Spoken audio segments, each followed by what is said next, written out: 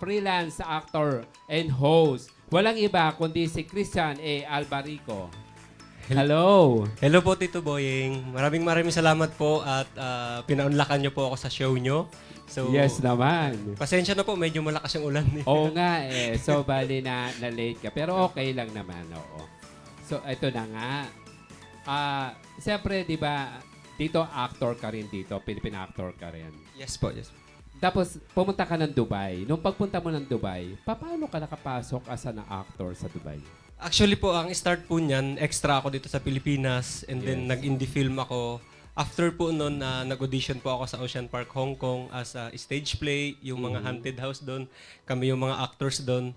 And then, bumalik ulit ako ng Pinas. After po noon, doon na po ako nag-Dubai. Yun, iningganyo po ako ng kapatid ko, si Tintin, na pumunta po ako ng Dubai kasi nga po marami din pong mga opportunity doon. Correct.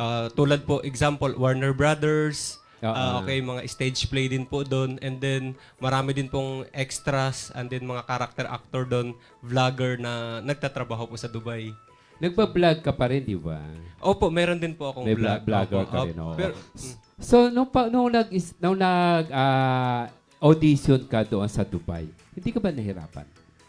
mahirap po kasi nung bago po ako pumunta doon is wala po akong kakilala, kapatid ko lang, and then may mga production po doon na nag-audition talaga ako. So, yun po, nagpursige po ako na makuha po ako sa isang advertisement. Start po Oh, ganun. galing-galing. Nasusubaybayan ko istorya mo eh. Opo. Di ba dito ngayon sa Pilipinas, meron kang iniwanang project or movie bago Yes ka po, pumunta ng Dubai? Opo, Ano meron nga palang project to? Anong movie? ano po yun? Isa po siyang Filipino superhero. Siya po si Kalasag. Ayun, Kung Kalasag. nakita niyo po yung costume ko, ito na po yung costume ko sa Kalasag Book 2. Kasi yung Talaga? ginawa ko po nung una is Kalasag Book 1. Oo. Okay po. Sino yung, doon sa Kalasag Book 1, sino yung mga kasama mo dito? Mga kasama ko po dito, doon po yung mga veteranong actor po na mga kaibigan po ni FAJ The King. Oo. Sila po, Derek Samonte. Correct. And then, kasama ko din po si Oliver Lacson. Kung kilala niyo po si Oliver Lacson. Yeah. Opo, Oo, yan, kasama ko po yan. Kasama ko po sila Adrian Codilla at si Tyrone, si Sir Tyrone, at marami pa pong ibang mga veterano din po na aktor dito. Dito naman sa Kalasag 2, sino naman ang makakasama sa movie na to? Actually po, lang siya, karugtong lang po siya at meron din po kami makakasama dito na mga veteran actress at saka actor din po pero hindi pa po siya i-reveal. So, kasi nga po, surprise. Oo, siyempre. Alam mo naman sa movie, kailangan may sorpresa. Oo.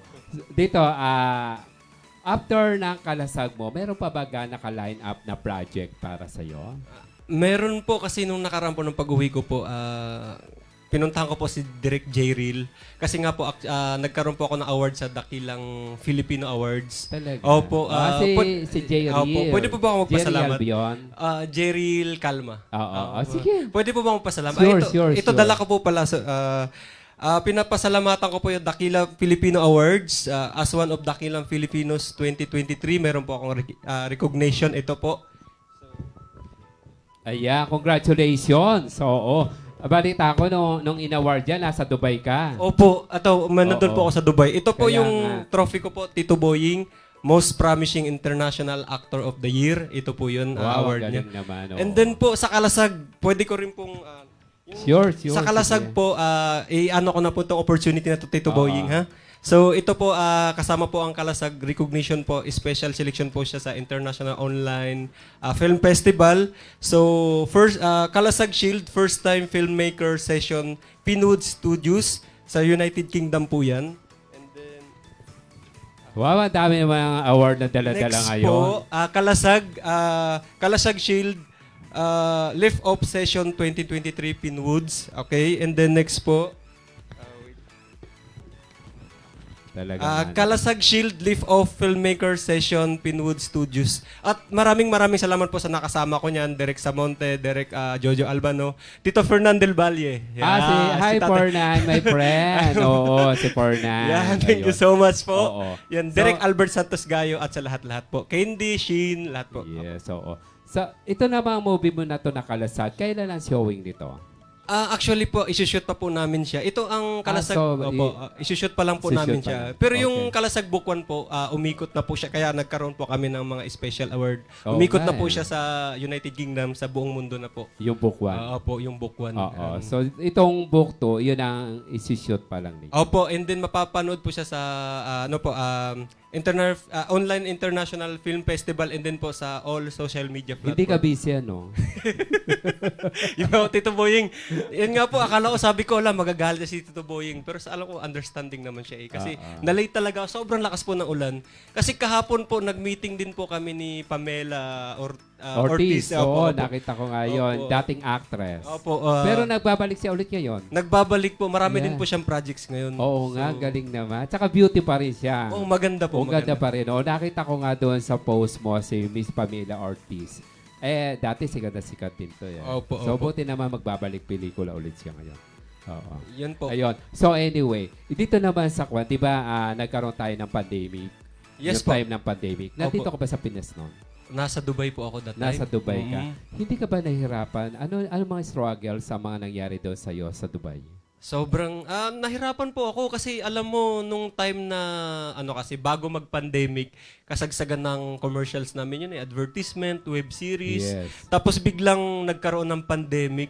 As in yung mga unang-una po yung talent fee namin bumaba talaga. Oo. At saka nag-lockdown. Lockdown. Oo. Opo, lockdown every month lockdown. Paano kayo nakasurvive doon sa Dubai noong time ng pandemic?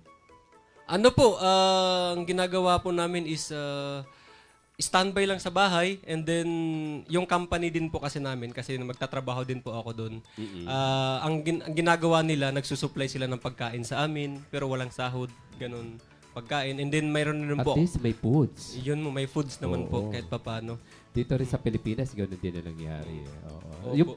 Yung family mo, yung time ng pandemic na yon, ano naman struggle sa mga nangyari sa family mo? Mahirap po kasi unang-una wala na pong trabaho, wala nang trabaho. So ang ginagawa namin, kung ano yung nakukuha ko ng example, pag binigyan ako ng allowance, kahit paano may allowance eh. So sinesend ko na sa family ko para may makain din. Kasi ang Ayun. hirap. Oo nga. Tsaka Pero ngayon nakakabawi na. nakakabawi na po. Thanks Oo. God po, thanks God. Yes, oo. Ganun naman talaga. Kapag halimbawa nalugmok ka ngayon, kailangan bumangon ka. Opo, opo. Kasi pag hindi ka bumangon, lubok ka, pakalubok ka na lang. Totoo po yun. So anyway, yan.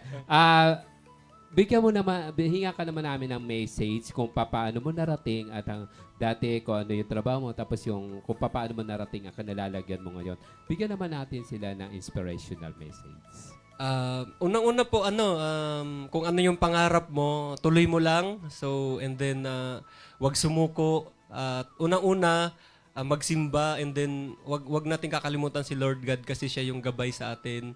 At yung mga discrimination normal lang po yan, Tito Boying eh. Yes. Normal kahit saan po, kahit anong status mo sa buhay, nakapagtapos ka man o hindi, artista ka man o hindi, vlogger ka man o hindi. Yes. Ando na po talagang discrimination. Pero ang masaklap po kasi dyan kung sino yung pinakamalapit sa'yo, minsan yun yung nagdi-discriminate sa'yo. Yun na nga, Pero oo. accept nyo na lang po kasi reality po yan. Talagang ganun eh. Talagang Oo. ganun po. Oo. Basta wag mo lang intindihin. Wag mo na pong intindihin. Kasi pag inintindi mo, ikaw ang talo eh. Ikaw po ang talo. Correct. Yung positive vibes mo, turn to negative vibes, mawawala na po yung dreams mo. Oo. Parang ganun. Kailangan kapag halimbawa, nag-umpisa ka, laging positive. Laban lang po. Oo, laban Yan. lang. Kapag halimbawa bumigay ka sa mga kagustuhan nila, Opo, opo. ikaw ang talo, sila ang panalo. Parang ano lang yan, Oo. Tito Boying eh. Yung bata, pag nadapa, tatayo at tatayo. Yes. Ganun So, yun naman talaga ang dapat eh. Kasi lahat naman tayo, dumadaan tayo sa mga ganyan mga struggle, sa lahat ng mga pagsubok na talaga ibinibigay sa atin ng Panginoon. Pero, kailangan lumaban lamang tayo. Kasi pag hindi tayo lumaban, wala, talo tayo. Opo. Ganun Oo. po talaga ang nangyari. Oo, ganon, yun. So, kailangan lagi panalo. Yes po, Tito Boy. Positive thinking Manalo, tayo. matalo, panalo Panalo pa rin, pa rin, tayo. oo. Tulad ngayon, so sobrang lakas ng ulan, dumiretso ako. Oh, at least, na-interview pa rin Panalo kita. pa rin ako. Oo, na-interview pa rin kita. Example. Napagbigyan ka pa rin namin ni Direk. Yun po. Anyway, mag-promote ka na at kung sino ang gusto mo nang batiin, it's your turn. Ito po, ngayon po ipopromote ko lang po yung Kalasag 2.0, malapit na po yun.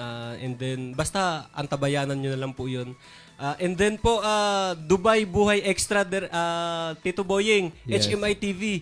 Pakisupport naman po. Sure. Ako po yung motivational speaker doon Wow. about sa mga extra, Dubai Buhay Extra. Minomotivate ko kayo. Pinapakilala ko po yung mga pelikula ko po na doon sa Dubai and then sa Pilipinas na nilalaban naman sa ibang bansa and then nagmo-motivate tayo sa mga extra para mas nabuhayan sila ng loob. Ayun, Yan. oo. And then, ano po yan? 8 p.m. ng gabi to 9 p.m. ng gabi, Sunday, HMI TV Channel Global po.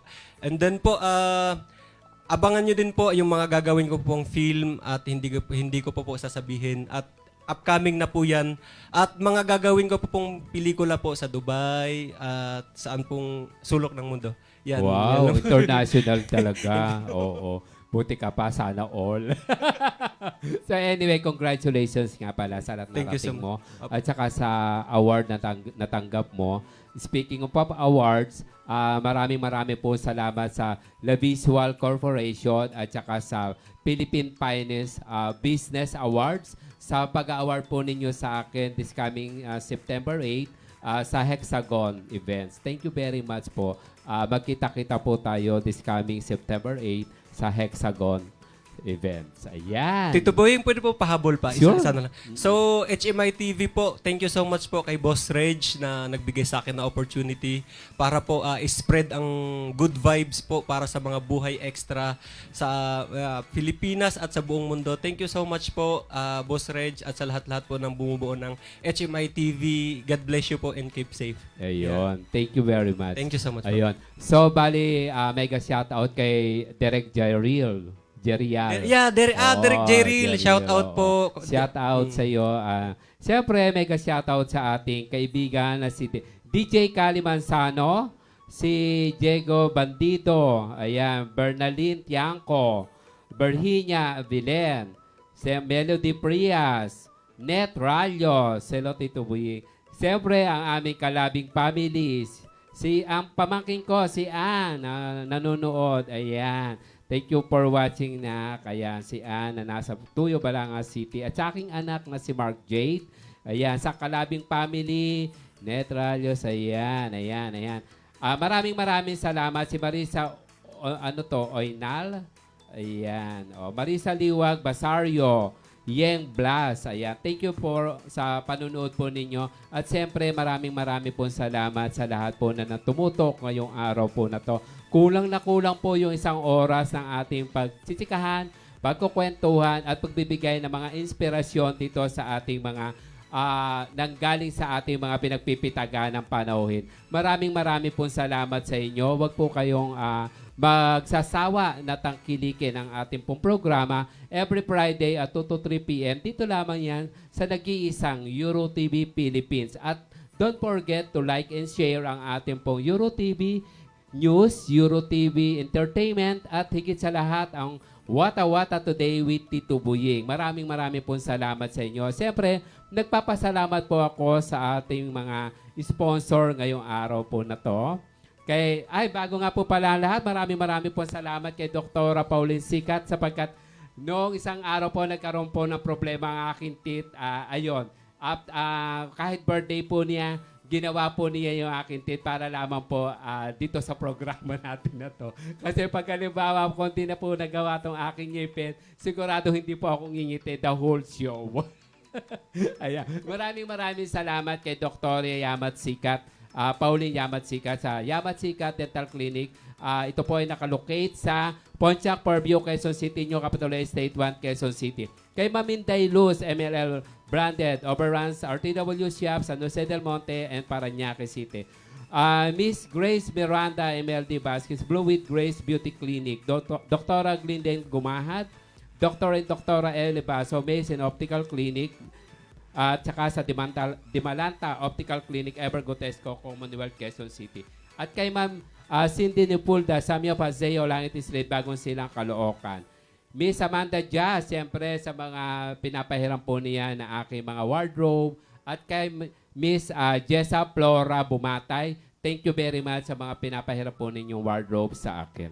Ayan. Siyempre, higit sa lahat, maraming pong salamat sa ating CEO, President ng EuroTV Philippines, Dr. Danilo Mangahas. Maraming po salamat sa ating pong director na si Direk Sam, Direk Brenchi, yung ating pong mga kasama dito, sina Diyos at saka si Kenneth. Maraming salamat sa pag-agapay sa amin dito sa EuroTV.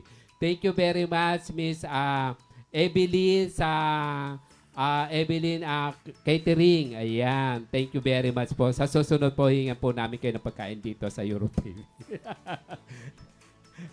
Nga pala, huwag nyo pong kalimutan na mamaya po, after po ng show ko, mga 5 o'clock po, ang ating pong kaibigan, ating anak-anakan na si Davey Sahagon sa kanyang programang Be The One. Ayan. Panoorin po ninyo lahat po ng mga show dito sa EuroTV. Huwag nyo po kalilimutan i-like and share ang ating EuroTV News, EuroTV Sigal Production, EuroTV Entertainment, at higit sa lahat, ang Wata Wata Today with Tito Buying. Ayan. Thank you very much po. Maraming salamat. Maraming salamat sa ating mga naging panauhin, sa lahat ng mga models, sa lahat, sa dalawa po natin na designer at sa pagtulong po sa akin kay Mato sa pagiging co-host. Maraming salamat. Huwag kayong magsasawang tumulong sa amin. Okay. Kami hindi magsasawang mag-guest sa inyo. Ayan. Thank you very much po sa inyo lahat. Mag-iingat po kayo lagi. God bless us all.